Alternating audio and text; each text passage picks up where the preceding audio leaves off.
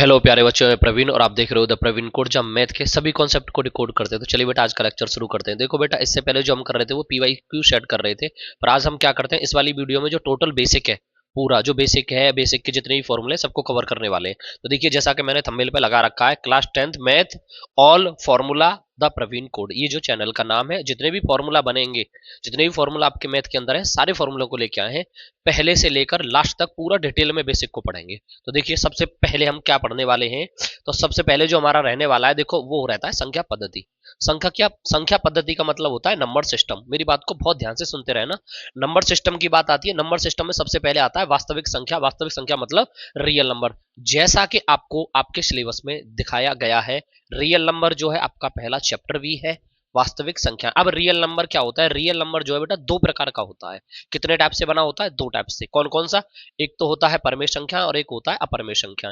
यानी एक होता है रेशनल नंबर, दूसरा होता है बेटा इरेशनल नंबर। कितने प्रकार से होता है? दो प्रकार से, एक रेशनल नंबर और एक इरेशनल नंबर। मैंने इरेशनल नंबर को अलग साइड में डिवाइड कर दिया है और रेशनल को इधर कर दिया। रेशनल मतलब परमेय संख्याएं। अब बात जो आती है, परमेय संख्याएं जो होती हैं वो किस प्रकार से होती हैं। देखो, परमेय संख्याओं की अगर हम बात करेंगे तो इनमें क्या आ जाता है? पूर्णांक आ जाता है। पूर्णांक के बाद क्या आ जाता है? पूर्ण आ जाता है। पूर्ण के बाद क्या आता है? प्राकृतिक संख्या। अब ये ऐसे लिखा हुआ, आप इसको इस सीक्वेंस में लिख सकते हो। सबसे पहले हमने क्या लिख लिया? प्राकृतिक संख्या। उसके बाद क्या लिख दिया? पूर्ण संख्या। उसके बाद पूर्णांक। अब जैसे चाहो वैसे लिख सकते हो। तो ये मैंने उल्टे क्रम में लिख दिया है। तो पूर्णांक संख्या का मतलब होता है इंटीजर। इंटीजर के बाद क्या आता है? Whole number. होल नंबर के बाद क्या आता है? Natural number. मैं एक एक करके सभी को डिफाइन करता हूं। जैसे आप पी अपन क्यू की बात करते हो, तो ये जो है परमेय संख्या है। परमेय संख्याओं की बात होती है, ये पी अपन क्यू के रूप में लिखी जाती है। और इनकी एक बात और है कि क्यू बराबर बेटा जीरो नहीं होना चाहिए। क्यू बराबर क्या नहीं होना चाहिए? जीरो नहीं होना चाहिए। पी अपन क्यू के रूप में होनी चाहिए और क्यू बराबर जीरो नहीं होना चाहिए। दूसरी बात आती है इंटीजर की। बेटा इंटीजर क्या होता है? इंटीजर जो होता है, जैसे करके आप अगर ऐसे इसको समझते हैं, तो यहाँ पे ये जो पार्ट होता है वो जीरो होता है। इधर क्या हो जाएगा? वन हो जाएगा, ये टू हो जाएगा, डॉट डॉट डॉट, ये कहाँ तक चला जाता है? इन्फानाइट तक। ऐसे हम अगर इधर बात करेंगे, ये माइनस वन होता है, इधर ये माइनस, और ये डॉट डॉट, ये भी कहाँ तक चला जाता है? इन्फानाइट तक। और इधर जो इन्फानाइट होता है वो माइनस के होता है। इसका मतलब क्या है? पूर्णांक जो है, इंटीजर दो है, वो पॉजिटिव भी होता है और नेगेटिव भी होता है। कितने टाइप का होता है? दो प्रकार का, एक नेगेटिव और एक पॉजिटिव। उसके बाद आती है पूर्ण संख्या। पूर्ण का मतलब होता है होल नंबर। एग्जैक्ट में जो होल नंबर है वो नेचुरल नंबर का ही बड़ा रूप है। जैसे आप नेचुरल नंबर की बात करोगे तो वन, टू, थ्री, और ये फोर और फाइव, डॉट डॉट, ये कहां तक जाता है? इनफाइनाइट तक। ये जो नंबर बनते हैं ये हमारे नेचुरल नंबर बनते हैं। पर इसमें हमने क्या और ऐड कर दिया है? इसमें हमने एक नंबर ऐड कर दिया जिसका नाम है जीरो। क्या ऐड कर दिया? जीरो। तो ये क्या बन गया? होल नंबर बन गया। अगर आपसे नेचुरल नंबर पूछा जाए तो वन से लेकर इनफाइनाइट, होल नंबर पूछा जाए तो जीरो से लेकर इनफाइनाइट होता है। अब बात आती है यहाँ पे, अगर हम देखें अपरमेय संख्या, तो अपरमेय संख्याएं क्या होती हैं? जो पी बटे क्यू के रूप में नहीं लिखी जाती है। ठीक है, वो सारी कैसी संख्याएं होती हैं? अपरमेय संख्या होती है। या हम ये कह सकते हैं जो परमेय संख्या नहीं है वो सभी कौन सी संख्या हो जाएंगी? अपरमेय संख्या हो जाएंगी। जैसे मैं एग्जांपल के तौर पे बात करूं, तो यहाँ पे अगर हमारा नंबर आता है, जैसे रूट टू है, रूट थ्री है, रूट सेवन है, और डॉट डॉट डॉट ईटीसी और भी होती है। जैसे अगर आपसे कोई पूछने लग जाए रूट फोर, तो भाई रूट फोर जो है वो मेरा इरेशनल नंबर नहीं है। क्यों नहीं है? क्योंकि रूट फोर को मैं ऐसे करके सॉल्व कर सकता हूं, टू मल्टीप्लाई टू, तो इजकल टू यहाँ पे कितना निकल के आ जाएगा? टू। अच्छा, टू को हम पी अपन क्यू के रूप में लिख सकते हैं, क्योंकि इसके नीचे आप वन लिखोगे तो क्या हो जाएगा? To upon one. तो किसके रूप में लिखे है? पी अपन क्यू के रूप में। यहां तक आपको कोई भी परेशानी? उसके बाद ये जो पार्ट आ जाता है नीचे, अब हम बात करेंगे, हमारे पास एक सम संख्या होती है, एक विषम संख्या होती है, एक भाज्य संख्या होती है और एक अभाज्य संख्या होती है और एक सहभाज्य संख्या होती है। एक एक लाइन में इसको थोड़ा थोड़ा करके समझ लेते हैं हम, जैसा कि मैंने यहाँ पे इसको इस प्रकार से कर दिया। देखो, सबसे पहले अब बात आती है सम संख्याओं की। सम का मतलब होता है इवन नंबर। इवन नंबर का मतलब है, जैसे मैं लिख दूं दो, फिर मैं लिखूं फोर, फिर मैं लिखूं सिक्स, फिर मैं लिखूं एट, और फिर मैं लिखूं ten, dot dot dot infinite. सम संख्या मतलब इवन नंबर जिनमें दो से भाग चला जाता है। जिनमें किससे भाग चला जाता है? दो से भाग चला जाता है। वो नंबर कैसे होते हैं? इवन नंबर होते हैं, डिजिबल बाई टू। उसके बाद बात आती है विषम संख्याओं की। विषम का मतलब ऑड होता है, जिनमें टू से भाग नहीं जाता है। जिन नंबरों में दो से भाग नहीं जाएगा वो कौन से नंबर हो जाएंगे? वो ऑड नंबर हो जाएंगे, यानी विषम संख्याएं हो जाएंगी। उसके बाद करते हैं हम भाज्य। भाज्य संख्या क्या होती है? भाज्य का मतलब होता है कंपोसाइड नंबर। कंपोसाइड नंबर क्या होता है? कंपोसाइड नंबर की अगर हम बात करते हैं तो इनकी खास बात क्या है? More than two factor. कितने होते हैं? More than two factor. तो आप यहां लिख सकते हो मोर देन टू फैक्टर का मतलब है दो से ज्यादा फैक्टर होने चाहिए, दो से ज्यादा गुणनखंड होने चाहिए। जैसे आप एग्जाम्पल के रूप में जाओगे तो सबसे पहले आप ले लोगे, मान के चलिए आपने क्या ले लिया, 4 ले लिया। अगर 4 की बात करोगे तो देखो एक और डेफिनेशन होती है इसकी, भाज्य संख्या होगी कंपोजिट नंबर की, एक एवं स्वयं के अलावा, यानी एक तो 1 का डिवाइड जाना चाहिए और एक स्वयं जो खुद वो नंबर है उसका डिवाइड चला जाना चाहिए, और उसके बाद अदर नंबर कोई भी है उसका भी डिवाइड चला जाना चाहिए। तो एक तो क्या हो गया, 1 हो गया, और एक स्वयं हो गया, उसके बाद अदर। अब मैंने जैसे 4 लिया, तो क्या 4 उसको सेटिस्फाइज कर रहा है, क्या 4 इसको बता रहा है जैसे हमने बोला है? तो देखो 4 में 1 से डिवाइड जा रहा है, बिल्कुल सही है। 4 में 4 से भी डिवाइड जा रहा है, और 4 में हमारा 2 से भी डिवाइड जा रहा है। तो क्या 2 से ज्यादा फैक्टर बन रहा है 4 के? बिल्कुल बन रहा है। तो एक क्या हुआ 1, एक क्या हुआ 2, और एक क्या हुआ 4। जब भी तो हमने बोला मोर देन 2 फैक्टर, यानी 2 से ज्यादा फैक्टर बनने चाहिए। अगर 2 से ज्यादा फैक्टर बनते हैं तो फिर क्या है, वो भाज्य संख्या है। कोई दिक्कत रही, यानी कंपोजिट नंबर है। उसके बाद नेक्स्ट नंबर जो आता है वो अभाज्य संख्या आता है। अभाज्य संख्याओं का मतलब है प्राइम नंबर। अगर हम प्राइम नंबर की बात करते हैं, प्राइम नंबर जो है वो क्या होता है, तो उनकी परिभाषा क्या होती है, 2 से ज्यादा फैक्टर नहीं होने चाहिए, 2 ही होने चाहिए, 2 ही होने चाहिए। मतलब एक तो 1 होना चाहिए और एक स्वयं होना चाहिए, ठीक है। 2 से ज्यादा नहीं होने चाहिए, 2 ही फैक्टर अगर होंगे तो वो कौन सा नंबर हो जाएगा, प्राइम नंबर हो जाएगा, ठीक है। इसकी परिभाषा क्या है, या तो जिस संख्या में एक एवं स्वयं के अलावा किसी भी नंबर का डिवाइड न जाए, एक एवं स्वयं के अलावा, ठीक है। तो अब जैसे हम बात करेंगे एक, अगर हम एक वाले नंबर को देखते हैं, संख्या किसको देख रहे हैं हम, एक को, तो देखो एक में एक भी है और स्वयं भी है, तो इसका मतलब एक नो तो प्राइम है और ना ही को प्राइम है, यानी कंपोजिट है, दोनों में से कुछ भी नहीं है। समझ में आई ना बात? एक जो है दोनों में से कुछ भी नहीं, ना ही प्राइम है और ना ही कंपोजिट नंबर है, कुछ भी नहीं है। उसके बाद बात करते हैं प्राइम नंबर की, तो प्राइम नंबर क्या आ जाएगा, 2 आ जाएगा, 3 आ जाएगा, 5 आ जाएगा, 7 आ जाएगा, इस प्रकार से चलते रहेंगे। अगर 2 की बात करें तो 2 प्राइम नंबर तो है 2, पर इसकी खास बात क्या है, ये इवन प्राइम नंबर है। कैसा इवन, कैसा नंबर है, इवन प्राइम नंबर है। 2 प्राइम नंबर तो है पर कैसा है, इवन। यहां से क्वेश्चन पूछ लेता है। और ऐसे नंबर भी पूछ सकता है कि ऐसे प्राइम नंबर बताइए जिनका डिफरेंस 1 होता है। तो ये एक इकलौता नंबर ऐसा होता है, 2 और 3 इनका जो डिफरेंस होता है वो 1 होता है। मोस्टली यहाँ से एमसीक्यू क्वेश्चन बन जाते हैं। हमेशा ऐसे पूछ लेगा, क्वेश्चन को घुमा के पूछ लेगा कि 2 और 3 के बीच में पूछ लेगा, भाई ऐसे 2 नंबर बताइए जिनका अंतर जो है 1 है। तो ऐसा अंतर कितना हो गया भाई, 2 और 3 है, इनके बीच का अंतर कितना होगा, 1। बाकी और अगर कोई आप प्राइम नंबर लोगे तो उसका अंतर 1 नहीं आएगा, 2 आएगा, ठीक है। ऐसे भी पूछ सकता है, ऐसे प्राइम नंबर बताइए जिनका अंतर 2 है, तो आप कोई से भी 2 ले सकते हो। दूसरी बात, इसको ऐसे भी पूछ सकता है कि ऐसा कौन सा प्राइम नंबर है जो इवन है, तो ऐसा कौन सा प्राइम नंबर है, इनमें से कौन सा प्राइम नंबर है जो इवन है, तो आपको देख लेना है, जिस 2 होगा भाई वही इवन है, ठीक है। अब इसके बाद आती है सहभाज्य संख्या, यानी को प्राइम नंबर। को प्राइम नंबर क्या होता है, इसकी डेफिनेशन होती है सिंपल सी, इनका जो कॉमन फैक्टर होता है, यानी इनका जो एचसीएफ होता है वो हमेशा 1 होता है। इनका जो एचसीएफ होता है वो हमेशा कैसा होता है, 1 होता है। यानी को प्राइम नंबर सहभाज्य संख्याओं की मेन बात क्या है, इनका जो एचसीएफ होता है वो कैसा होता है, हमेशा 1 होता है। अगर आपको ऐसा कोई नंबर मिलता है जिनका एचसीएफ 1 है तो आप उसे क्या कह दोगे, को प्राइम नंबर। इतनी बात है जो मैंने बताई है, इनमें किसी को कोई भी परेशानी है, यहाँ से एक क्वेश्चन बनने की प्रबल संभावना होती है, एक क्वेश्चन बन ही जाता है। यहाँ से पूछ लेगा, यहाँ से इनमें से कोई सा भी क्वेश्चन पूछ सकता है, या पर में अपर में से पूछ लेगा, रेशनल और इरेशनल से पूछ लेगा, कहीं से भी कोई भी एक क्वेश्चन बना सकता है। कोई दिक्कत रही? अब हम आगे चलते हैं नेक्स्ट। आगे हमसे पूछा गया है, देखो नेचुरल नंबर की डेफिनेशन है डिटेल में, क्या हमको याद करने की जरूरत है? मैंने अभी आपको सारी चीजें बता दी हैं, तो डिटेल में हमको इनको पढ़ने की कोई भी जरूरत नहीं है। तो जैसे इसमें बता दिया गया है भाई, मेन पॉइंट में सबसे छोटी प्राकृतिक संख्या 1 है, ये सभी कैसी होती है, धनात्मक होती है, यानी ऑल कैसी होती है, पॉजिटिव होती है। ये चीज मैं आपको नहीं बता रहा क्योंकि ये सारी चीजें मैंने आपको पहले ही एक्सप्लेन कर दी है। यहाँ पे वही चीजें लिखी हुई है, जैसे रेशनल नंबर क्या होता है, रेशनल नंबर क्या होता है, रियल नंबर क्या होता है, ये सारी चीजें मैं बता दी। रियल नंबर कितने प्रकार का होता है मैंने अभी आपको बताया, 2 प्रकार का होता है, एक रेशनल और एक इरेशनल। यहाँ पे वही चीजें आपको मेंशन की गई है। अब हमारा जो मैन इवन बता दिया मैंने, ऑड बता दिया, प्राइम बता दिया, ये सारी चीजें मैंने आपको अभी थोड़ी देर पहले बता दी थी। अब एक बात आती है निकल के यहाँ पे, relation between LCM and HCF, LCM और एचसीएफ के बीच संबंध, इस वाली प्रक्रिया को थोड़ा सा हम जान लेते हैं क्योंकि यहाँ से क्वेश्चन बनने की प्रबल संभावना होती है। अगर आपने देखा होगा जितने भी मैंने पीवाईक्यू सेट कराए हैं तो इससे रिलेटेड आपको कोई ना कोई क्वेश्चन मिला है, इस फॉर्मूले से रिलेटेड कोई ना कोई क्वेश्चन बन ही जाता है। तो इसको आप कैसे समझोगे, देखो जैसा कि फॉर्मूला लिखा हुआ है, फर्स्ट नंबर है, पहला नंबर होगा, मल्टीप्लाई सेकंड नंबर होगा, इज इक्वल टू क्या हो जाएगा, एलसीएम मल्टीप्लाई एचसीएफ। अब इनमें से आपको कोई 3 चीज क्वेश्चन में दी होंगी, एक आपको निकालनी होगी। जैसा कि मैंने एक एग्जांपल ले लिया, एग्जांपल क्या लिया, देखो फर्स्ट नंबर मैंने मान लिया 66 था। सेकंड नंबर मान लिया 420 है, 420, और HCF कितना दिया हुआ है 6, तो आप इजीली एलसीएम निकाल सकते हो, कोई दिक्कत रही यहाँ पे।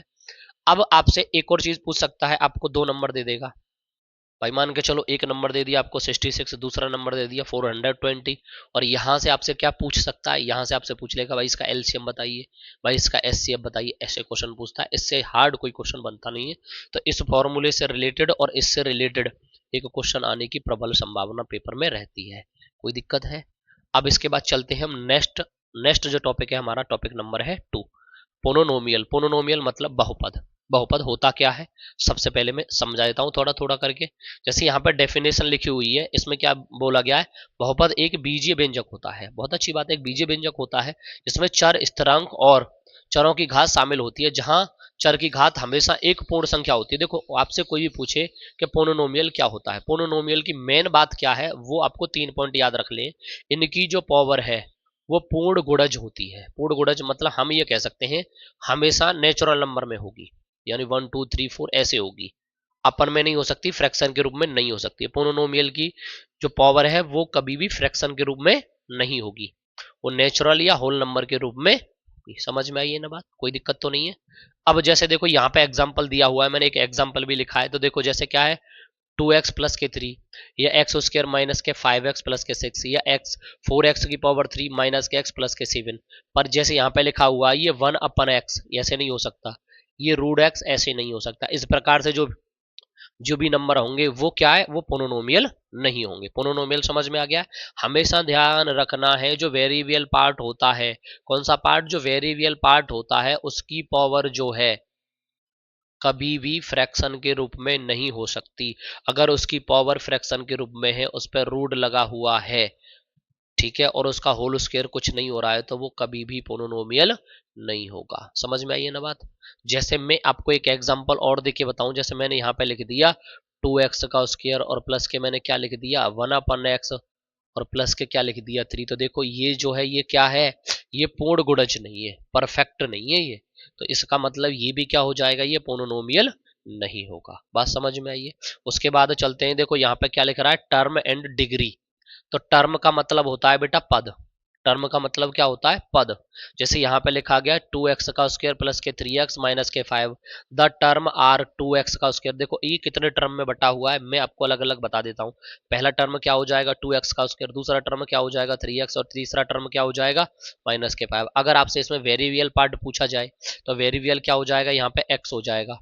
कांस्टेंट पार्ट पूछा जाए तो क्या हो जाएगा, -5 हो जाएगा, 3 हो जाएगा, 2 हो जाएगा। बात समझ में आ गई यहाँ तक, ठीक है। जैसे यहाँ पे बोला भी गया -5 को कांस्टेंट टर्म कहते हैं। -5 जो होगा वो क्या होगा मेरे भाई, वो कांस्टेंट टर्म होगा, जैसा कि मैंने आपको अभी थोड़ी देर पहले एक्सप्लेन किया था।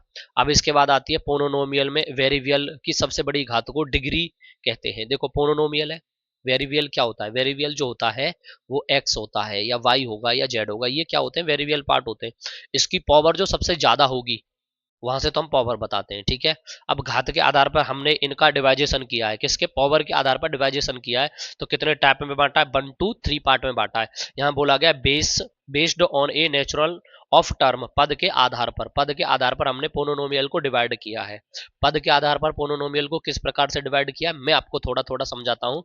सबसे पहले मैंने क्या बोला है, मोनोमियल, फिर उसके बाद बाइनोमियल, उसके बाद ट्राइनोमियल। मोनोमियल का मतलब क्या होता है, इसमें एक टर्म होता है, जैसे मैंने यहाँ पे लिख दिया माइनस के 5x। उसके बाद बाइनोमियल की बात आती है, इसमें कितने पद होते हैं, 2 पद। कितने टर्म होंगे, टर्म की नंबर ऑफ काउंटिंग कितनी होगी 2, जैसे यहाँ पे लिखा हुआ माइनस के x और प्लस के 3। उसके बाद ट्राइनोमियल, यानी इसमें कितने टर्म रहते हैं, 3 टर्म रहते हैं, जैसे कि यहाँ पे लिखा हुआ है माइनस के x का स्क्वायर प्लस के 2x प्लस के 1। कितने टर्म हो जाएंगे, देखो जहाँ पे 1 टर्म है तो वो क्या हो जाएगा मोनोमियल, ठीक है। जहां पर 2 टर्म है वो क्या हो जाएगा बाइनोमियल, और जहां पर 3 टर्म है वो क्या हो जाएगा ट्राइनोमियल, जैसा कि मैंने यहाँ पे शॉर्ट में लिख दिया। उसके बाद जैसे आप घात की बात करते हो, क्या बात करते हो, घात की, तो घात क्या है, यानी पोनोनोमियल में वेरिएबल की सबसे बड़ी घात को डिग्री कहते हैं। सबसे बड़ी जो घात होगी इसको हम डिग्री कहते हैं, ये चीज मैंने बताई। तो देखो एग्जाम्पल के तौर पर, जैसे देखो यहाँ पे क्या लिख रहा है 5x प्लस के 3, तो इसमें पावर इसकी कितनी है, जहां कोई पावर नहीं होती वेरिएबल पार्ट की वहां एक पावर मानी जाती है, तो कितनी पावर हो गई, एक हो गई। यहाँ पे मैंने देखा 4x का स्क्वायर माइनस के 4x प्लस के 7, कितनी डिग्री है भाई, ये 2 डिग्री है, कोई परेशानी है। ऐसे यहाँ पे देखोगे 3x का क्यूब माइनस के x प्लस के 1, तो यहाँ पे डिग्री कितनी दे रखी है 3, तो कितनी डिग्री हो जाएगी 3। कोई दिक्कत है? आपको अगर डिग्री पहचानने के लिए आए तो आप आराम से पहचान लोगे। उसके बाद आती है बेस ऑन द डिग्री, घात के आधार पर जो वर्गीकरण किया गया है वो कैसे कैसे किया गया है। घात के आधार पर भी 3 प्रकार से किया गया है। मैं इसको थोड़ा सा ऊपर कर देता हूँ जिससे आपको आराम से दिख जाएगा। सबसे पहले होता है कांस्टेंट। कांस्टेंट का मतलब जिसकी डिग्री 0 होती है। वो क्या, जैसे यहाँ पे वेरिएबल पार्ट है ही नहीं तो वैल्यू क्या हो जाएगी वेरिएबल पार्ट की, 0। इसको हम लीनियर भी कहते हैं। लीनियर तो फर्स्ट वाला होता है। लीनियर डिग्री 1, जिसकी डिग्री 1 होती है वो लीनियर पेयर हो जाता है। जैसे 2x प्लस के 3, वो क्या कहलाएगा, लीनियर कहलाएगा। उसके बाद क्वाड्रिक, क्वाड्रिक में क्या होती है, पावर 2 होती है। और उसके बाद क्या आता है, क्यूबिक, क्यूबिक में पावर कितनी होती है, 3 होती है। समझ में आ गया। कांस्टेंट वाले पार्ट को कभी पेपर में पूछा नहीं जाता है, कांस्टेंट इसकी वैल्यू 0 है। उसके बाद लीनियर आता है जिसकी पावर 1 है। उसके बाद क्वाड्रिक आता है जिसकी पावर 2 है। उसके बाद क्या आता है, क्यूबिक जिसकी पावर 3 है। ये सारा बेसिक आपको समझ में आ गया है, कोई परेशानी तो नहीं है। नहीं समझ में आया मेरे से 4 बार पूछना, जब तक क्लियर नहीं हो जाए पूछते रहना। उसके बाद चलते हैं आगे की ओर। आगे हमें क्या दिया हुआ है, और भी कुछ तो है ना इसमें, उसको देख लेते हैं। देखो सेक्शन 1 है तो ये कह रहा है व्हाट इज अ जीरो। तो देखो यहां बोला गया है एक्स का वह मान जिसके लिए पोनोनोमियल का मान 0 हो जाए उसे पोनोनोमियल का जीरोज कहते हैं। अब आपसे पूछा जाए जीरोज क्या होते हैं। जैसे देखो इसमें एक पार्ट आता है क्वेश्चन में, मोस्टली क्वेश्चन में बार बार ये चीज आपसे पूछ ली जाती है, आप वहां पर जीरोज कैसे निकालोगे, शून्य कैसे निकालोगे। जैसे मान के चलिए कोई भी एक लाइन है इस प्रकार से, ठीक है, कोई भी एक लाइन है इस प्रकार से और आपसे पूछा गया एफ एक्स। मेरी बात ध्यान से सुनना, आई एफ एक्स पे अगर आपसे शून्यकों की, जीरोज की संख्या पूछी जाए तो वो आप कैसे निकालोगे। कोई एक लाइन है ऐसे करके, मैंने जितने बार ये एफ एक्स को, ये एक्स को, ये एक्स डैश है, ये वाई है और ये वाई डैश है। मेरी बात बहुत ध्यान से सुनना, इस लाइन को, ये वाला जो ग्राफ जो बन के जा रहा है, ये जो जा रहा है, जितनी बार टच कर रहा होगा उतनी ही हमारे जीरोज की संख्या होगी, ठीक है, यानी शून्यकों की संख्या होगी। जितने बार ये टच करके जाएगा, काट के जाएगा। तो यहां कितने बार कट किया इसने, 3 बार। तो हमारा आंसर क्या आया, 3।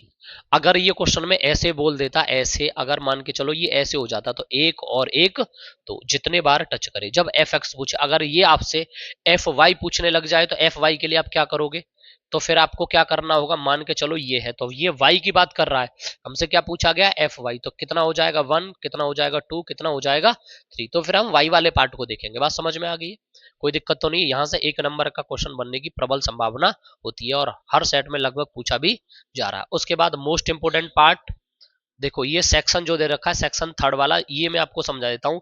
इसमें क्या होता है, कोई भी क्वाड्रिक पोलिनोमियल होता है उस प्रकार की कंडीशन दी हुई होती है, ए एक्स का स्क्वायर प्लस के बी एक्स प्लस के सी। इसमें आपको 2 चीजें पता होनी चाहिए, शून्यकों और गुणांकों के बीच संबंध जब हम निकालते हैं, इससे रिलेटेड एक क्वेश्चन पेपर में पूछा जाता है। तो सबसे पहले शून्यकों का योगफल आता है, यानी क्या आता है, सम ऑफ इट्स जीरोस, यानी शून्यकों का योगफल। योगफल के लिए फॉर्मूला क्या रहता है, alpha plus beta is equal to minus के बी अपन ए। जब योगफल की बात की जाती है तो फॉर्मूला क्या रहता है, alpha plus beta is equal to क्या हो जाता है, माइनस के बी अपन ए। उसके बाद दूसरा क्या रहता है, प्रोडक्ट ऑफ इट्स जीरोस, यानी शून्यकों का गुणनफल। और जब गुणनफल की बात की जाती है तो क्या होता है, alpha into beta is equal to क्या हो जाता है, सी अपन ए। यहां तक कोई परेशानी है। अगर आपसे एक बात और पूछ ली जाती है तो उसके लिए आप क्या करोगे, जैसे आपको कोई भी इक्वेशन है, आपको कोई भी इक्वेशन दी हुई है और आपसे ये क्या है, formula to create a quadric polynomial. आपको अगर क्वाड्रिक पोलिनोमियल क्रिएट करने के लिए बोला जाए, भाई कि बनाइए, तो आप कैसे बनाओगे, तो उसके लिए आपको चाहिए के ब्रैकेट्स में एक्स का square minus alpha plus beta into x plus के alpha beta is equal to 0। इसमें क्या होगा, आपको शून्यक दे रखे होंगे, शून्यकों का सम दे रखा होगा, यानी जीरोस का सम दिया होगा, यानी अल्फा प्लस बीटा की वैल्यू दे रखी होगी और प्रोडक्ट दिया होगा, तो दोनों की वैल्यू इसकी जगह पे पुट करनी है। जैसे कि मैं एग्जांपल लेके आपको ये दोनों सवालों को समझाने का प्रयास करता हूं, जिससे आपको एकदम अच्छे तरीके से समझ में आ जाए। जैसे मान के चलो मैंने यहाँ पे एक सवाल लिख रखा था, एक्स का स्क्वायर प्लस के 7x प्लस के 10। जैसे मैंने यहाँ पे लिखा, देखो एक्स का स्क्वायर प्लस के 7x और प्लस के 10, ये मेरे पास एक क्वेश्चन है और आपसे पूछा जा रहा है कि जीरोज में रिलेशनशिप बताइए, भाई संबंध बताइए, इनमें क्या संबंध है और संबंध की जांच और करिए। ठीक है, तो सबसे पहले आप क्या करोगे, 10 के आप ऐसे फैक्टर करोगे कि 7 आ जाए, 10 के कैसे फैक्टर करोगे कि 7 आ जाए। तो आपने तुरंत जब सॉल्व किया तो 5 2 जा कितना मिला आपको, 10 मिला। तो आपने क्या लिखा जी, यहाँ पे लिखा एक्स का स्क्वायर, उसके बाद यहाँ लिखा 5x और फिर प्लस के क्या लिखा 2x और प्लस के क्या लिखा जी 10। यहाँ से हम क्या लिख लेंगे, x कॉमन ले लेंगे तो ये क्या हो जाएगा, x प्लस 5 हो जाएगा। यहाँ से आप 2 कॉमन ले लोगे तो यहाँ पे भी कितना हो जाएगा, ये x प्लस 5 हो जाएगा। आपने यहां से लिखा तो x प्लस क्या हो जाएगा 2 और दूसरा क्या हो जाएगा x प्लस 5 और इजकल टू क्या हो जाएगा ये 0। तो जब आप यहाँ पे 0 मत लिखिए, अभी बाद में लिख लेंगे, कोई दिक्कत नहीं है। हम इसको ऐसे लिख लेते हैं इफ, यानी यदि x प्लस 2 इजकल टू 0, तो x इजकल टू कितना हो जाएगा माइनस के 2, और x प्लस 5 इजकल टू 0, तो x इजकल टू कितना हो जाएगा ये माइनस के 5। इसका मतलब ये अल्फा की वैल्यू और ये बीटा की वैल्यू है। अभी कुछ लोग बोलेंगे तुमने तो अपनी मर्जी से अल्फा और बीटा मान लिया। भाई इसमें आपकी स्वतंत्रता है, आप पहले को अल्फा मान लीजिए, दूसरे को बीटा मान लीजिए, दूसरे को बीटा मान लीजिए, या पहले को अल्फा मान लीजिए, इसमें कोई भी प्रॉब्लम नहीं होती है। क्लियर है ना यहाँ तक? अब उसके बाद आपसे बोला जाएगा रिलेशनशिप बताइए। तो जैसे ही रिलेशनशिप की बात आएगी तो आपको क्या करना होगा, इस सवाल को ऐसे लिखना होगा। और जब आप इस सवाल को इस प्रकार से लिखोगे तो आपको एक इक्वेशन बताई गई थी ए एक्स का स्क्वायर प्लस के क्या हो जाएगा बी एक्स और प्लस के सी बराबर 0 से आप क्या करोगे, तुलना करोगे। इससे जब आप कंपैरिजन करोगे तो यहाँ आपको पता चलेगा ए बराबर 1 है और बी बराबर 7 है और सी बराबर 10 है। यहाँ तक आपको कोई परेशानी है?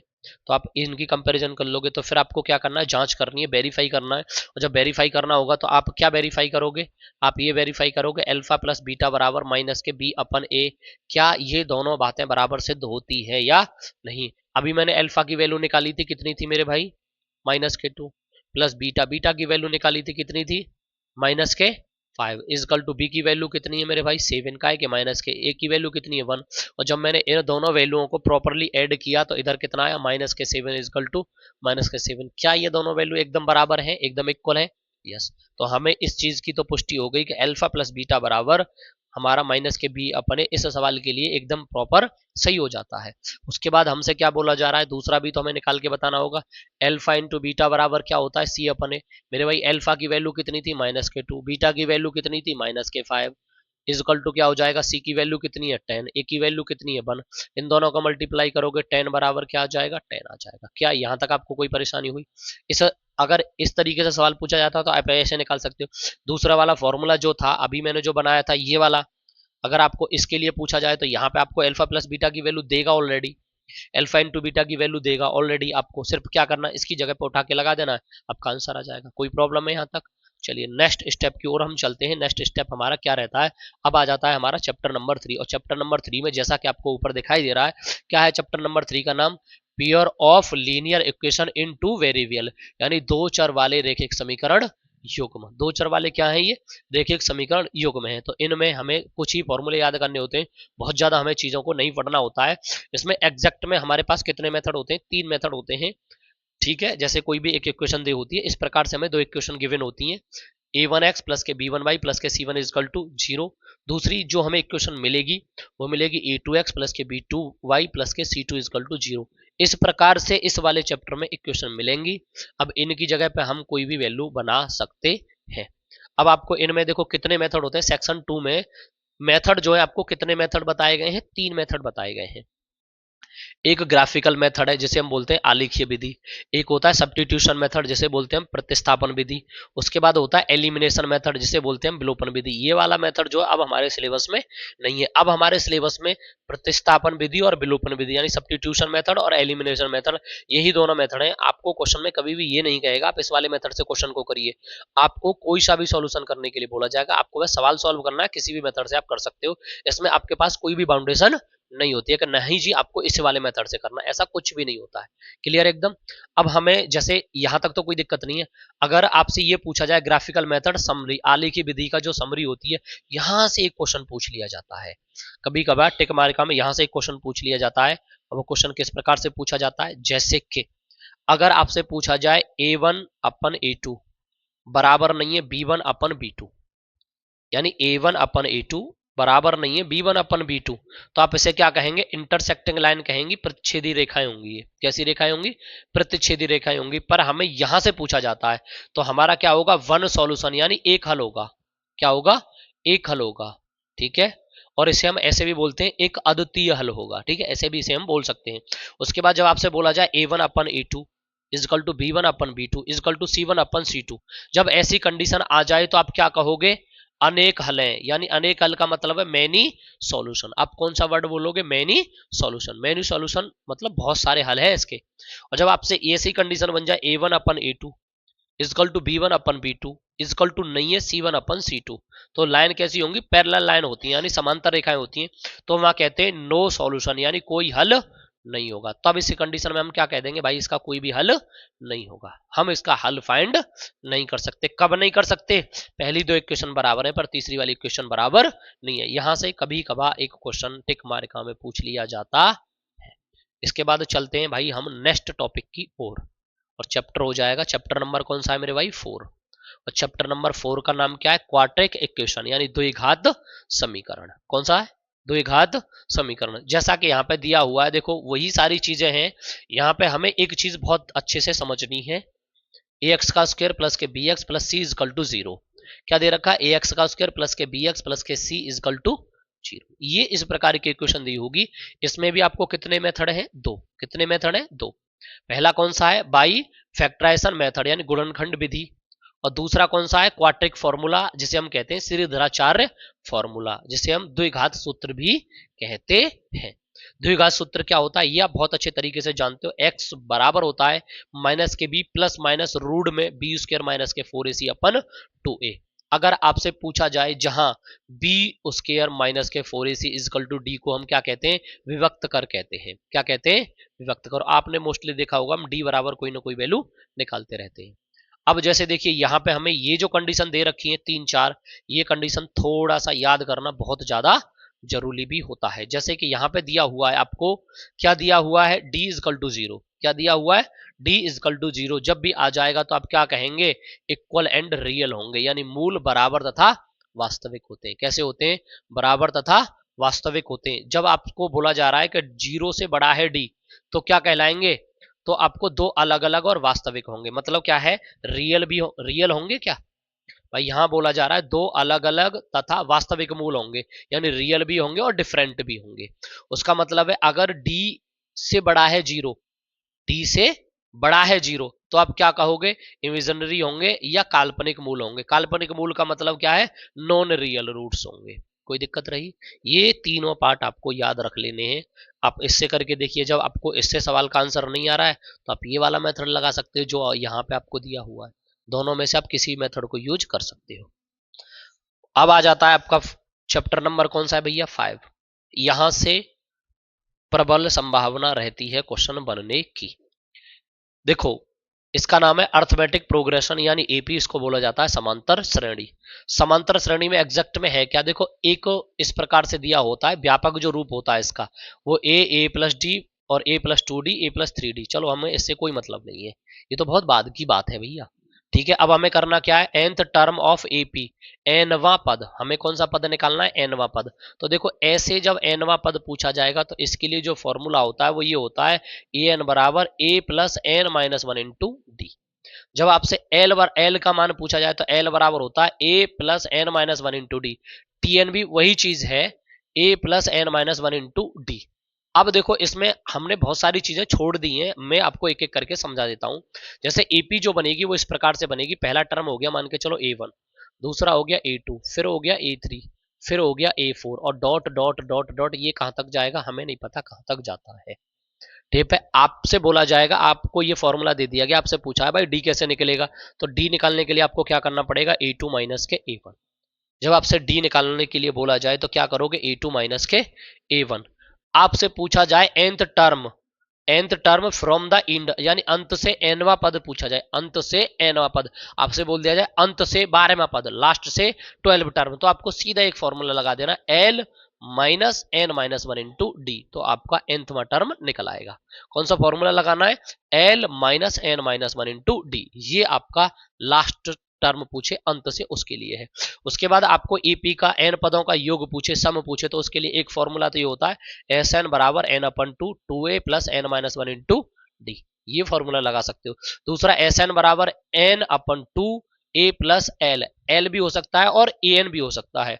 उसके बाद ए एन बराबर एक फॉर्मूला होता है S N minus S N minus one. ये बाकी ये आपको अलग चीजें दे रखी हैं, इनको आप ज्यादा याद करने की कोई जरूरत नहीं है। अब 3 टर्म दिए होंगे एपी में तो उसे बोला जाएगा ए माइनस डी ए और ए प्लस डी, तो उसमें डिफरेंस जो रहता है वो क्या रहता है, डी। जब आपको 4 टर्म दिए हों तो ऐसे 4 टर्म दिए होंगे ए माइनस थ्री डी, ए माइनस डी और ए प्लस डी और ए प्लस थ्री, तो यहाँ पर जो कॉमन डिफरेंस आएगा निकल के वो कितना आता है, 2D आता है। बाकी इसको ज्यादा जानने की जरूरत नहीं है। अब जो आपका चैप्टर आ जाता है वो चैप्टर आ जाता है छठवां, जिसका नाम है ट्राइंगल। ट्राइंगल का मतलब क्या होता है, त्रिभुज। अब तक आपने 5 चैप्टर पढ़े, 5 चैप्टर में कोई डाउट तो नहीं है, ठीक है, कोई परेशानी तो नहीं है। चलो धीरे धीरे चलते हैं, कवर ही कर लेंगे, ज्यादा दिक्कत नहीं है। 20 7 नहीं, खत्म ही कर दूंगा।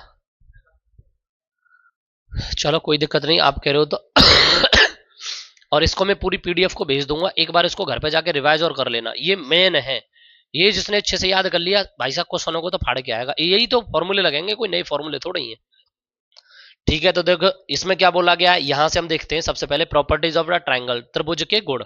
इसके गुण क्या होते हैं, इसका जो गुण है, सबसे पहला जो गुण है वो क्या कह रहा है, the some of the 3 interior angle of A triangle is 180 degree. मतलब त्रिभुज के तीनों कोणों का जो योग होता है वो कितना होता है भैया, 180 होता है। ये चीज आप जानते हो, त्रिभुज के जो तीनों कोणों का योग होता है वो कितना होता है, 180 होता है। उसके बाद कह रहा है an any triangle the some of any 2 side is always greater than the 3rd side. मतलब 2 साइड का जो योग होता है वो हमेशा क्या होता है, तीसरी साइड से बड़ा होता है। कोई 2 साइडों का अगर योग करोगे तो तीसरी साइड से कैसा होगा, ज्यादा होगा। उसके बाद जैसे देखो आपसे पूछा जाए कॉन्ग्रेंट फिगर, यानी सर्वांग सम आकृतियां, जैसे कि आपको आकृतियां दिखाई गई हैं यहाँ पे, देखो ये कितना है 3, ये भी कितना है, देखो ये भी ऐसा ही सेम शेप है, ये भी सेम। इसका कितना है 3 सेंटीमीटर, इसका कितना है 3 सेंटीमीटर, तो इनका भी कितना हो जाएगा 3 सेंटीमीटर। तो ये इस ऐसी कंडीशन बनेंगी तो वो क्या कहलाएंगी, सर्वांग सम आकृतियां कहलाती हैं, सही है। जैसा कि यहाँ पे बोला गया shapes date are similar in shapes and similar in size, तो कैसा होना चाहिए, इक्वल होना चाहिए। उसके बाद आता है समरूप आकृतियां। समरूप आकृतियां मतलब सिमिलर फिगर, क्या होंगे सिमिलर फिगर, जैसे देखो ये बड़ा है ये छोटा है, ये बड़ा है ये छोटा है, तो कैसे हैं ये, सिमिलर है। तो यहाँ पे ऐसी कंडीशन जब आएगी तो उसे हम क्या कह देंगे, सिमिलर है।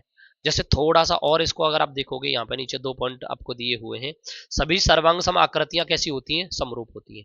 जितनी भी सर्वांग सम आकृतियां होंगी, ठीक है, all congruent figure are similar, जितने भी कॉन्ग्रेंट फिगर होंगे वो सभी कैसे होंगे, सिमिलर होंगे, ठीक है। लेकिन सभी समरूप आकृतियां सर्वांग सम नहीं होती, पर जितनी भी समरूप आकृतियां होंगी वो सभी सर्वांग सम नहीं होती है, इनका अपोजिट होता है, थोड़ा याद रख लेना। सभी सर्वांग सम आकृतियां समरूप होती हैं, यानी सभी सर्वांग सम आकृतियां समरूप होती हैं, पर जितने भी समरूप होते हैं वो सभी सर्वांग सम नहीं होते, अपोजिट है।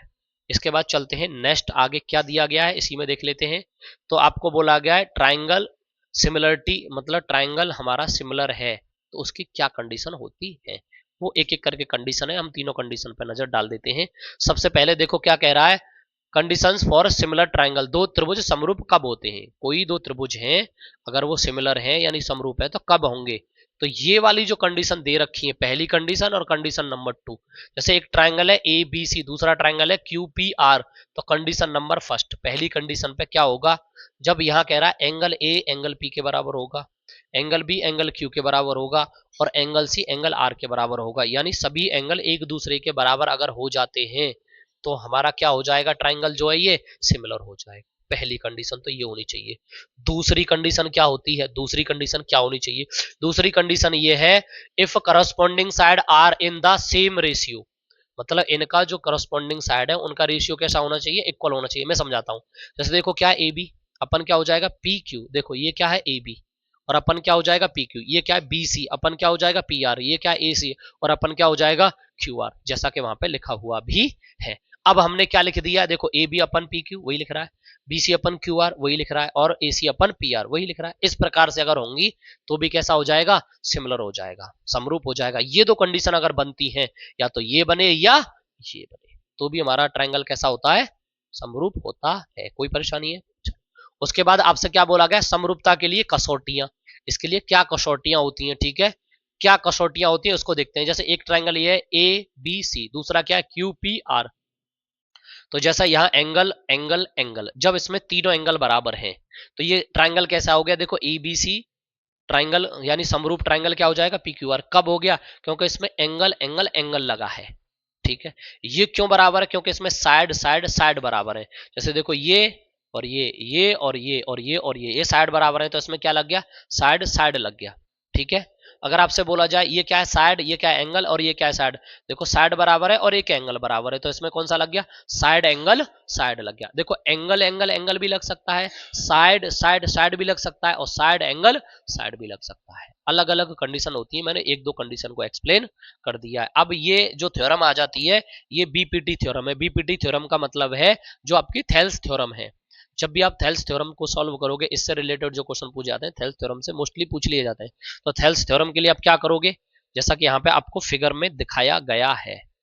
तो देखो आप अगर फिगर में देखते हो, जैसे ये क्या ए बी सी, और ये क्या हो गया? डी और ई, और आपको थेल्स थ्योरम लगानी तो क्या लगाओगे? ए डी अपन क्या हो जाएगा? B D. उसके बाद क्या हो जाएगा? ए ई अपन क्या हो जाएगा? सी ई। जैसा कि यहाँ पे दिखा हुआ है, थेल्स थ्योरम इस प्रकार से लग जाती है। ठीक है, आगे चलते हैं भैया। नेक्स्ट क्या? कोऑर्डिनेट ज्योमेट्री, निर्देशांक ज्यामिति। ये चैप्टर नंबर आपका कौन सा है? 7 है, कोऑर्डिनेट ज्योमेट्री, निर्देशांक ज्यामिति। इस प्रकार से देखो पूरा स्ट्रक्चर होता है इसका। जैसे यहाँ पे ये कौन सा क्वाड्रेंट है? पहला क्वाड्रेंट। ये कौन सा क्वाड्रेंट है? दूसरा क्वाड्रेंट। ये कौन सा क्वाड्रेंट है? तीसरा। और ये कौन सा है? चौथा। पहले में प्लस प्लस होता है, दूसरे में माइनस प्लस होता है, तीसरे में माइनस माइनस होता है, चौथे में प्लस और माइनस होता है। ये माइनस माइनस क्यों होता है? इसका रीजन देखो, ये वाली लाइन क्या है? इधर पॉजिटिव है, इधर कैसा है? ये पॉजिटिव है, तो इसमें प्लस प्लस हो गया। उसके बाद ये वाली लाइन जो है ये कैसी है? नेगेटिव, तो यहाँ नेगेटिव आ गया। और ये वाली लाइन कौन सी है? पॉजिटिव, पॉजिटिव आ गया। आपके दिमाग में एक प्रश्न आएगा, तो जब ये वाली लाइन है, तो जब हम इधर से यहाँ गए और फिर इधर से यहाँ आ रहे हैं, तो ये तो पहले प्लस होना चाहिए था, बाद में माइनस होना चाहिए। तुमने पहले माइनस लिखा है, बाद में प्लस लिखा है। इसका मतलब क्या है? जो हमारा अल्फाबेट जो सीरीज रहती है वो एक्स से वाई रहती है, पहले एक्स आता है बाद में वाई आता है। तो इस कारण से पहले हम एक्स लेंगे फिर बाद में वाई लेंगे। और एक्स जो था यहाँ पे हमारा वो कैसा था? नेगेटिव, तो यहाँ नेगेटिव ले लिया। उसके बाद वाई कैसा था? Positive, positive. अब देखो ये एक्स है, ये वाई है, यहाँ पे दोनों नेगेटिव है, ये भी और ये भी, तो इस वजह से माइनस माइनस आ गया। उसके बाद यहाँ क्या है? वाई, और यहाँ क्या है? एक्स। एक्स कैसा है यहाँ पे? पॉजिटिव। वाई कैसा है? नेगेटिव, तो प्लस और माइनस आ गया। ये चीज आपको याद रखनी है। अब इसमें 3-4 फॉर्मूले, बस वही आपको याद रख लेने। आपने अगर देखा होगा डिस्टेंस फॉर्मूला, ये जो डिस्टेंस फॉर्मूला है ये मोस्ट इंपोर्टेंट फॉर्मूला है, और ये लगभग अप्रोक्स आप देख रहे होंगे हर सेट में क्वेश्चन मिलता है। उसके लिए फॉर्मूला क्या है? x2 माइनस x1 का whole square plus y2 minus y1 का होल स्क्वायर। ये फॉर्मूला आपको मोस्टली हर बार दिखाई दे जाता है। x2 माइनस x1 का whole square plus y2 minus y1 का होल स्क्वायर, एक फॉर्मूला आपका ये है जो आपको विशेष नीड है इस फॉर्मूले की, ये याद करके जाना। दूसरा क्या है? Mid point formula. कौन सा फॉर्मूला है? मिड पॉइंट, मध्य बिंदु के निर्देशांक। कौन से? मिड पॉइंट के निर्देशांक। उसके लिए जैसे x और y मिड पॉइंट है, आपको उसके कोऑर्डिनेट पूछे जाए तो आपको क्या करना है? x1 प्लस के x2 अपन 2, y1 प्लस के y2 अपन 2। किसी किसी किताब में ये ऐसे भी मिलता है, x2 प्लस x1 अपन 2, y2 प्लस y1 अपन 2। इस प्रकार से भी ये फॉर्मूला मिल जाता है। उसके बाद आपने अगर देखा होगा सेक्शन फॉर्मूला, ये भी इंपोर्टेंट फॉर्मूला। ये क्या है? इंटरनल डिवीजन यानी अंतर विभाजन के लिए है।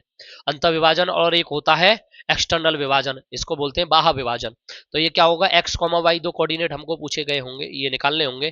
तो देखो क्या होगा? m1 x2 plus m2 x1 अपन क्या हो जाएगा? m1 प्लस के m2। उसके बाद कॉमा लगेगा m1 y2 प्लस के m2 y1 अपन क्या हो जाएगा? m1 प्लस के m2। इन दोनों फॉर्मूले में कोई बहुत ज्यादा अंतर नहीं है, सिर्फ माइनस का अंतर है, क्योंकि वो अंदर के लिए तो उसमें प्लस लग रहा है, वो बाहर के लिए तो उसमें माइनस लग रहा है। ठीक है, तो यहाँ पे क्या हो जाएगा? m1 x2 minus m2 x1 अपन क्या हो जाएगा? m1 minus m2। यहाँ हो जाएगा m1 y2 minus m2 y1 अपन क्या हो जाएगा? m1 माइनस के m2। ये कोई जमाना ऐसा था कि यहां से एरिया ऑफ द ट्राइंगल, त्रिभुज का क्षेत्रफल, यहां से मोस्टली सवाल पूछे जाते थे, पर मैंने इस बार ऐसा कोई सवाल इस सेट में देखा नहीं है। मैंने जितने भी सेट कराए मैंने ये फॉर्मूला अब किसी सवाल में देखा नहीं है, फिर भी मैं इस सवाल को, इस वाले फॉर्मूले को आपको एक्सप्लेन कर दे रहा हूं। हाँ, मोस्टली यही आता है, इंटरनल का ही आता है, एक्सटर्नल का भी नहीं आता, पर हमारा काम है आपको हर चीज एक्सप्लेन करना प्रॉपर तरीके से। ठीक है, तो जैसा कि आप यहाँ देख रहे हो 1/2 x1 ब्रैकेट्स में क्या हो जाएगा? y2 माइनस के y3 अब plus x2 y3 minus y1 plus x3 y1 minus के y2। ये फॉर्मूले आप इतने याद रख लेना। इसमें एक कंडीशन और होती है, अगर कभी पूछ ली जाए तो इंपोर्टेंट यानी रिजल्ट, अगर एरिया 0 हो तो तीनों पॉइंट क्या होते हैं? कोलिनियर होते हैं। कैसे होते हैं? सररेख होते हैं। कोलिनियर का मतलब क्या होता है? सररेख होते हैं। ठीक है, जैसे यहाँ पे दिया हुआ है 3 पॉइंट आर कोलिनियर, तीनों अगर पॉइंट कोलिनियर हैं तो फिर ऑटोमेटिकली 0 हो जाएगा। वो तो उल्टा पूछ लिया गया है, एक ही बात है। यहाँ तक आपको कोई भी दिक्कत है? एक चैप्टर में और डिस्कशन करना चाहता हूँ, 5 मिनट और दे दीजिए, वो ज़्यादा बड़ा है नहीं, उसके बाद हम कर देंगे भैया आपकी छुट्टी। तो चैप्टर नंबर है आपका इंट्रोडक्शन टू ट्रिग्नोमेट्री यानी त्रिकोणमिति का परिचय। इसमें बहुत कुछ ज़्यादा है नहीं और मैं बहुत ज़्यादा कराने वाला भी नहीं हूँ, थोड़ा सा ही कराना है। जैसे देखो ये क्या होता है, ट्रिग्नोमेट्री रेशियो, इसकी अगर बात करते हैं तो ये परपेंडिकुलर होता है, ये बेस होता है, ये हाइपोटेनियस होता है। इसमें बस आपको एक चीज याद रखनी है, ज्यादा कुछ याद नहीं रखना है। आप इस वाली चीज को याद रख लेना, पी बी पी, और अपन क्या याद रख लोगे, एच एच बी। अब देखो साइन का, ये इसका मतलब होता है एस, इसका मतलब होता है टी, और इसका मतलब होता है ओहो ओहो एस सी और टी। ये होता है एस, एस का मतलब साइन, सी का मतलब कॉस और टी का मतलब टेन। जब आपसे साइन पूछा जाएगा साइन थीटा तो क्या हो जाएगा, पी अपन एच, यहां से आ गया। जब आपसे कॉस थीटा पूछा जाएगा तो क्या आ जाएगा, बी अपन एच, और जब टेन थीटा पूछा जाएगा तो क्या हो जाएगा, पी अपन बी। बाकी ये जो बाद के हैं ये आपको याद करने की जरूरत नहीं है, क्योंकि ये इसके ही अपोजिट होते हैं। जैसे आपका साइन का अपोजिट क्या हो गया, कोसेक, कोसेक का क्या हो जाएगा, एच अपन पी। कॉट, कॉट का क्या हो जाएगा, जैसे पी अपन बी था तो ये क्या हो जाएगा, बी अपन बी। ऐसे कॉस का करोगे तो सेक हो जाएगा।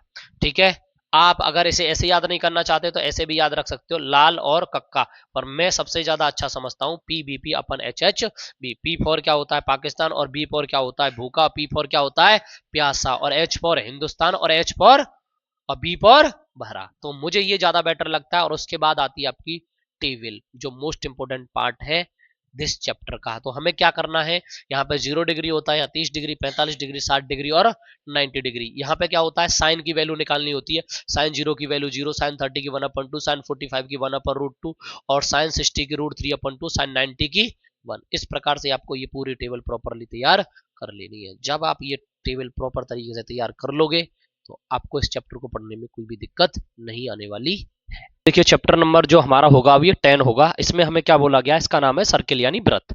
ठीक है, वृत्त में हमें क्या पढ़ना है, देखो बेसिक प्रॉपर्टीज होती हैं कुछ। एक क्या होती है इसमें, सरकमफेरेंस होती है। सरकमफेरेंस का मतलब होता है परिधि। इसकी जो परिधि होती है वो क्या होती है, 2πr होती है।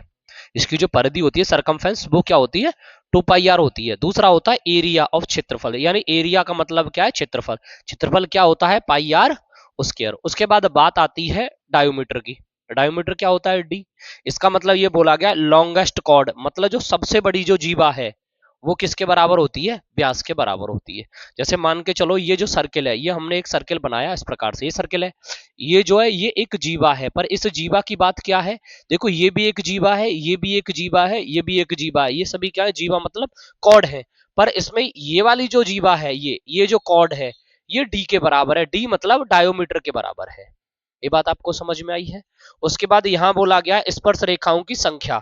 जैसे देखो ये क्या है, केस नंबर पॉइंट इनसाइड, यहाँ नो टेंजेंट, मतलब जब बीच में पॉइंट लगेगा तो कोई भी टेंजेंट नहीं होगी। टेंजेंट का मतलब होता है स्पर्श रेखा, यहाँ पे कोई स्पर्श रेखा नहीं है। केस नंबर 2 में क्या होगा, point on one circle, on circle, यहाँ एक सर्किल है और उस पर एक पॉइंट पे, तो यहाँ पे कितनी टेंजेंट होगी, 1 टेंजेंट, यानी एक स्पर्श रेखा खींची जा सकती है एक पॉइंट से। ठीक है, अब केस नंबर 3 है, तो पॉइंट आउटसाइड, आउटसाइड मतलब बाहर की ओर, तो कितनी टेंजेंट है यहाँ पे, 2 टेंजेंट, यानी कितनी स्पर्श रेखाएं खींची गई हैं, 2, एक ऊपर और एक नीचे। और नेक्स्ट केस आता है केस नंबर 4, पैरेलल टू ए, यानी अगर तीनों लाइन इस प्रकार से पैरेलल हैं तो आप स्लेंट लाइन होती है। ठीक है, इसको हम क्या बोलते हैं, 2 टेंजेंट। कितनी टेंजेंट हो जाएंगी, 2, एक ऊपर है और एक नीचे, और ये बीच वाली क्या है, ये अलग इसके पैरेलल है, समांतर है। ठीक है, अब हम चलते हैं आगे। आगे हमसे क्या बोला गया है, आगे आ जाता है एरिया रिलेटेड टू सर्किल, यानी वृत्तों से संबंधित क्षेत्रफल। वृत्तों से संबंधित जो क्षेत्रफल होता है वो क्या होता है, उसके बारे में अगर हम देखें, बेसिक एरिया फॉर्मूला, कुछ बेसिक फॉर्मूला है। जैसे सबसे पहले होता है एरिया ऑफ सेमी सर्किल, यानी किसका एरिया, सेमी सर्किल का। सेमी सर्किल के अगर आप एरिया की बात करते हो तो क्या होता है, 1/2πr²। कितना होता है, 1/2πr²। उसके बाद एरिया ऑफ क्वाड्रेंट यानी चतुर्थांश का क्षेत्रफल की बात करोगे तो 1/4πr², जैसे आप ये देख रहे हो। ठीक है, जैसे ये है, इसको काटा है तो ये क्या बन जाएगा, जैसे यहाँ पे अगर हम देखते हैं ऐसे करके, तो ये एक पार्ट जो बनेगा ये ऐसे करके, ये क्वाड्रेंट बनता है। ठीक है, यहाँ पे उसके बाद दूसरा क्या पूछा गया, length of minor arc, minor arc की जो लंबाई है यानी लघु चाप की लंबाई, तो उसके लिए फॉर्मूला क्या होता है, L = θ/360 2πr²। आर। जब ऐसी कंडीशन बनेगी तो इसके लिए हमारा ये फॉर्मूला रहता है, इसमें कोई परेशानी है। अब इसके बाद यहां आप देख लीजिए एक और, area of the minor sector, sector का भी होता है। सेक्टर का क्या हो जाएगा, थीटा अपन 360 पाई आर उसके, यानी लघु त्रिज्यखंड का क्षेत्रफल। यहां से एक सवाल बनने की प्रबल चांस होते हैं। ऐसी दीर्घ त्रिज्यखंड का क्षेत्रफल, दीर्घ के लिए आपको क्या करना है, पूरे में से आपको क्या घटा देना है, माइनर का घटा देना है। ठीक है, यानी पाई आर स्क्वायर में से माइनर का घटा दोगे तो आपको दीर्घ त्रिज्यखंड का क्षेत्रफल मिल जाएगा। उसके बाद एक फॉर्मूला, दीर्घ चाप की लंबाई, तो ये क्या होगा, इसके लिए 2 पाई आर माइनस के एल होता है। और एक और फॉर्मूला होता है जो मोस्ट इंपोर्टेंट फॉर्मूला है, यहां से क्वेश्चन बनता है और यहां से क्वेश्चन बनता है। इन दो फॉर्मूले से क्वेश्चन बनने की प्रबल संभावना होती है, जैसा कि यहाँ पे फॉर्मूला लिखा हुआ है। अगर यहां आप देखते हो तो यहाँ क्या, area of the minor segment, यानी लघु वृत्तखंड का क्षेत्रफल। ठीक है, ये क्या बनेगा, थीटा अपन 360 पाई आर स्क्वायर माइनस के 1/2 आर स्क्वायर साइन थीटा। ये वाला फॉर्मूला आपको याद रख लेना है। यहां से क्वेश्चन बनेगा, यहां से क्वेश्चन बनेगा, इतने ही इन दो टॉपिक से ज्यादातर क्वेश्चन बनते हैं, बाकी अलग चीज है। ठीक है, कोई दिक्कत है यहाँ तक। इसके बाद चलते हैं हम नेक्स्ट। आगे हमसे क्या बोला गया है, सरफेस एरिया एंड वॉल्यूम, यानी पृष्ठीय क्षेत्रफल और आयतन। क्या बोला गया, पृष्ठीय क्षेत्रफल और आयतन। इससे रिलेटेड क्या चीज पूछी जा सकती है, ये बेसिक है, पूरे सारे फॉर्मूले हैं। तो सबसे पहले हम बात करते हैं क्यूब की। क्यूब का मतलब घन है। घन में अगर आप साइड की बात करते हो तो ये भी होगा, ये सभी क्या हो जाएंगे। इसका अगर वॉल्यूम की बात करोगे तो क्या हो जाएगा, ए का क्यूब। वॉल्यूम का मतलब होता है आयतन। आयतन की बात करोगे तो क्या हो जाएगा, ए का क्यूब। उसके बाद बात आती है डायगोनल। डायगोनल कितना होता है, √3a। उसके बाद सरफेस एरिया कितना हो जाएगा, 4a का स्क्वायर। और टोटल सरफेस एरिया क्या होता है, 6a का स्क्वायर। टोटल का मतलब कुल पृष्ठीय क्षेत्रफल किसका, क्यूब का, यानी घन का। ठीक है, क्यूब कुल क्या होता है, 6a स्क्वायर। यहां से ज्यादा संभावना रहती है, यहां से क्वेश्चन बन जाता है। उसके बाद आता है घनाभ का, क्यूबोर्ड का। क्यूबोर्ड जैसा कि यहां दिख रहा होगा, ये आपकी एल है, ये आपकी बी है और ये आपकी एच है। तो यहाँ पे हमें सबसे पहले क्या चाहिए, देखो इसका वॉल्यूम क्या होता है, L B H, L into B into H.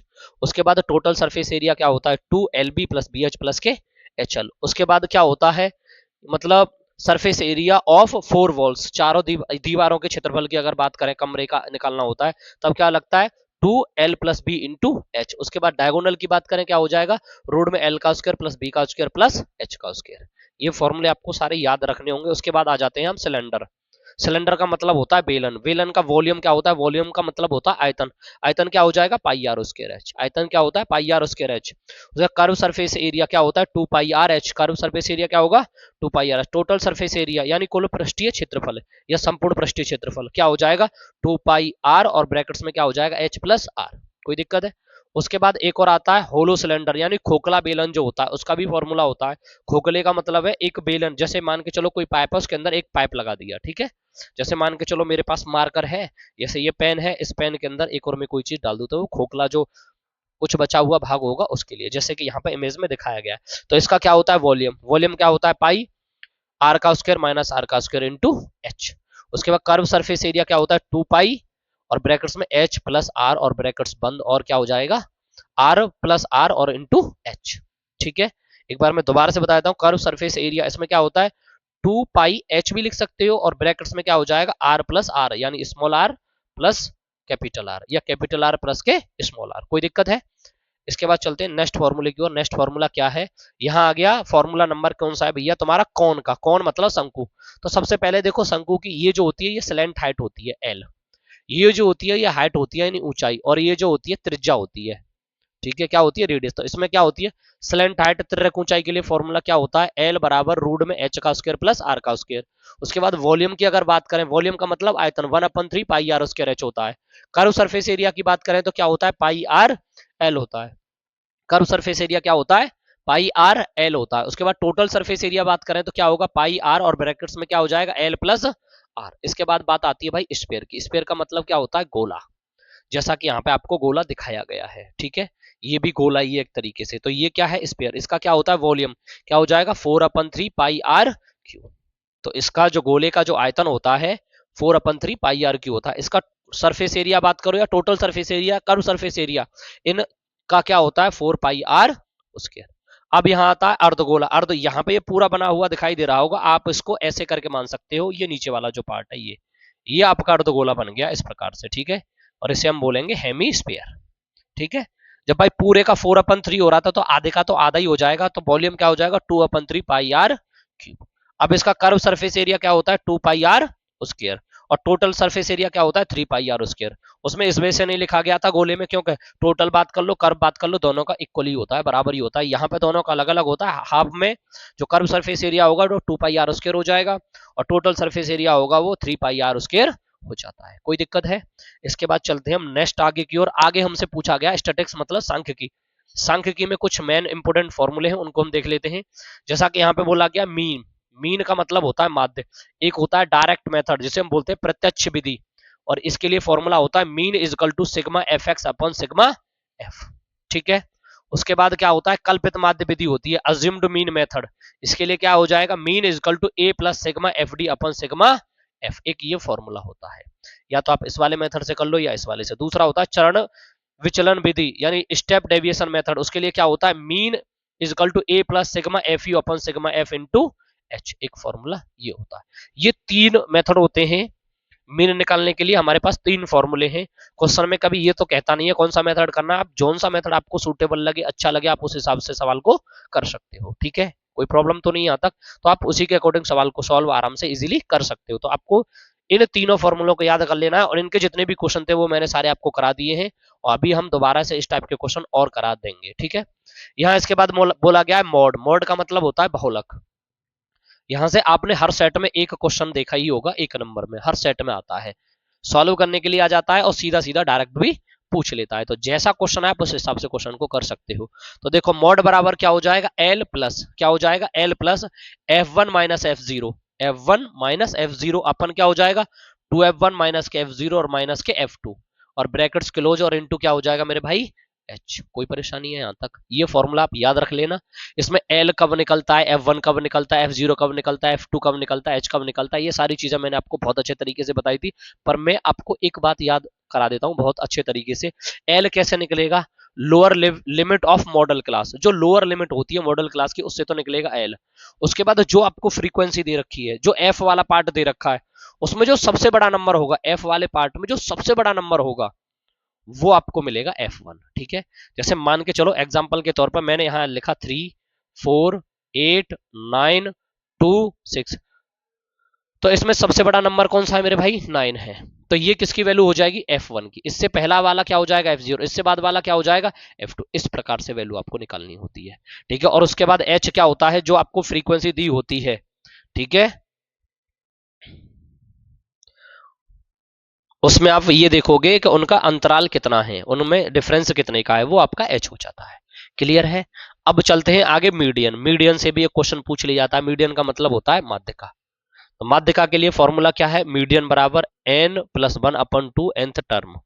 कब लगेगा मेरे भाई, जब ऑड होगा तो आप ये फॉर्मूले का यूज करोगे, जब नंबरिंग की काउंटिंग ऑड आ रही होगी तो आप ये वाला फॉर्मूला यूज करोगे, और जब इवन आ रही होगी तो आप ये वाला फॉर्मूला यूज करोगे। कोई दिक्कत है?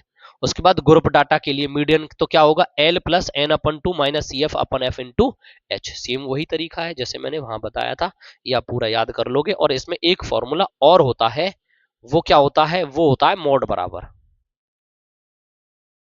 मोड बराबर होता है 3 मीन, 3 मीडियन माइनस के 2 मीन। एक ये फॉर्मूला और होता है जो इससे क्वेश्चन मोस्टली पूछ ले जाते हैं। ठीक है भैया, कोई दिक्कत रही भैया, यही है फॉर्मूला। दीपक जी तुमको याद है, मैंने सुना ये फॉर्मूला सही है, कोई दिक्कत है? ये फॉर्मूला आप याद कर लेना, इससे क्वेश्चन बन जाता है।